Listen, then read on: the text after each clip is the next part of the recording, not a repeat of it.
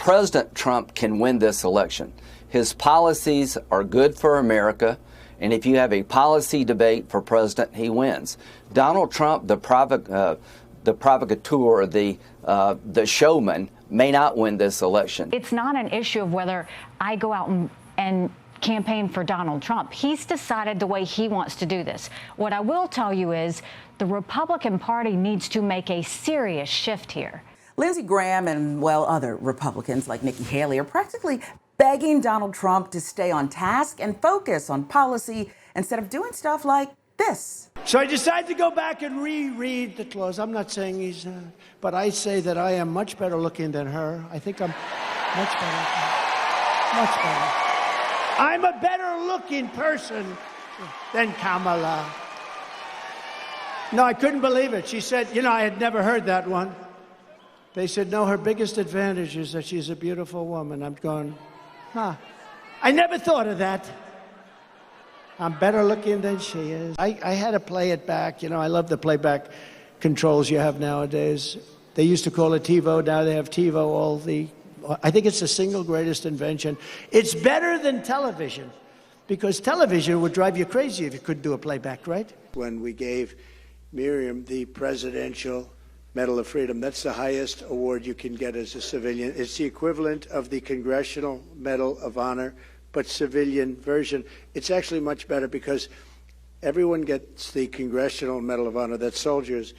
They're either in very bad shape because they've been hit so many times by bullets, or they're dead. She gets it, and she's a healthy, beautiful woman. It's But are his quote-unquote policy points any better than when he goes off script? Of course not. A tariff is a tax on a foreign country. That's the way it is, whether you like it or not. A lot of people like to say, oh, it's a tax on us. No, no, no. It's a tax on a foreign country. It's a tax on a country that's ripping us off and stealing our jobs. And it's a tax that doesn't affect our country. And you could see hundreds of billions of dollars of tariffs on other countries also. You know what the Green New Scam is? The oceans will rise 1/8 of an inch over the next 400 years. But they don't talk about a madman that's building nuclear missiles right now. That's your real global warming. It's not this. Your global warming is war. Your global warming is going to be nuclear weapons. Nobody talks about that. They don't ever mention it, but they talk about an ocean that's rising, which will give you slightly more beachfront property if it happens. Kamala refuses even to call these criminals, and we're not going to use the term, she said, illegal aliens. No, they are illegal aliens, but she said don't ever use that term. But they're not just illegal aliens. Honestly, they're monsters. These are savage monsters. You know, nothing says playing into policy quite like not knowing how tariffs work, even after being president for 4 years, refusing to acknowledge the dangerous reality of climate change, and calling immigrants, this is the worst, savage monsters. Monday, make America wealthy again. Doesn't that sound ridiculous? I mean, it does. Remember, Donald Trump and his fellow one-percenters want all the riches, all the wealth for themselves. They don't want to share. They plan to do it via dictatorship, day one, and ending all oversight. Tuesday, make America safe again. Now, how will he accomplish that? By taking advice from Vladimir Putin, maybe? Or will he pick another accused war criminal's conduct as his blueprint? We'll have to wait and see, but it's absurd. On Wednesday, make America strong again, as in beefing up national security.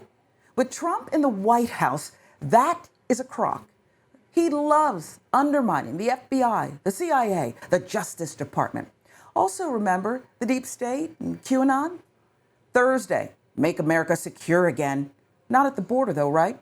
He killed the border security bill because he thought it would help him win the presidency from Joe Biden. Now, of course, he's running against Kamala Harris. How's that going to work out? What about Friday? Well, you guessed it. Make America great again. But it's old. It's tired. Haven't we had enough?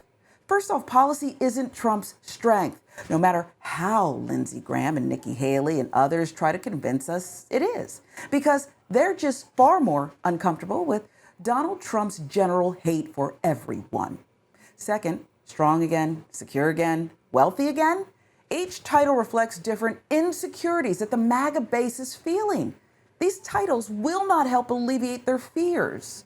Instead of talking through some of Trump's proposed policies, though, that he thinks would make America wealthy, strong, safe again, why don't we just hear it from the horse's mouth in a series of videos that were curiously scrubbed from the official Trump campaign website after sitting on his Agenda 47 webpage for months. My Department of Education will inform states and school districts that if any teacher or school official suggests to a child that they could be trapped in the wrong body, they will be faced with severe consequences, including potential civil rights violations for sex discrimination and the elimination of federal funding. As part of our new credentialing body for teachers, we will promote positive education about the nuclear family, the roles of mothers and fathers, and celebrating rather than erasing the things that make men and women different and unique. I will ask Congress to pass a bill establishing that the only genders recognized by the United States government are male and female, and they are assigned at birth. We will ban urban camping wherever possible. Violators of these bans will be arrested, but they will be given the option to accept treatment and services if they're willing to be rehabilitated. Many of them don't want that, but we'll give them the option. We will then open up large parcels of inexpensive land, bring in doctors, psychiatrists, social workers, and drug rehab specialists, and create tent cities where the homeless can be relocated and their problems identified. Just to be clear here, Trump is literally advocating for rounding up and forcing unhoused people into concentration camps, just like he wants to do with undocumented immigrants and migrant workers. I will reinstate my action making illegals ineligible for public housing. We will terminate all work permits for illegal aliens, and I will demand that Congress send me a bill blocking any future president from abusing his power to distribute welfare benefits in this manner. It's all being paid for by the American taxpayer. Like automatic citizenship for children of illegal aliens, welfare is a gigantic magnet drawing people from all over the world. They want to come to the United States. They want to feast off the sweat and savings of the American taxpayer. We will ensure our classrooms are focused not on political indoctrination, but on teaching the knowledge and skills needed to succeed. Reading, writing, math, science, arithmetic, and other truly useful subjects. Fourth, we will teach students to love their country, not to hate their country like they're taught right now. Fifth, we will support bringing back prayer to our schools. It will be strictly non-political, and there will be no wokeness or jihadism allowed. None of that's going to be allowed. Most importantly, the American Academy will compete directly with the existing and very costly four-year university system by granting students degree credentials that the U.S. government and all federal contractors will henceforth recognize. Bottom line, Trump's policy platform is just a watered-down version of Project 2025. It's not creative, very scary too. It's frustrating that the MAGA base either can't see or does not want to see that neither policy platform will improve the material conditions of Republican voters. It's all just designed to keep them emotional and, of course, voting against their own interests.